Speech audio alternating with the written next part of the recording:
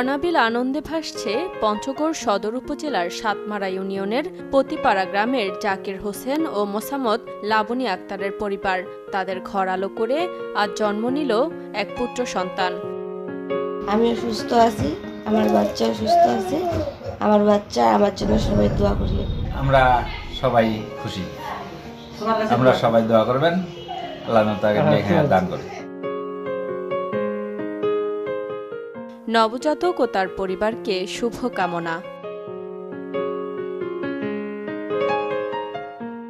প্রথম থেকে আমার ভরসা টুইঙ্কেল বেবি ওয়াইপস। এর অ্যান্টিব্যাকটেরিয়াল ফর্মুলা শিশুকে রাখে জীবাণু থেকে সুরক্ষিত।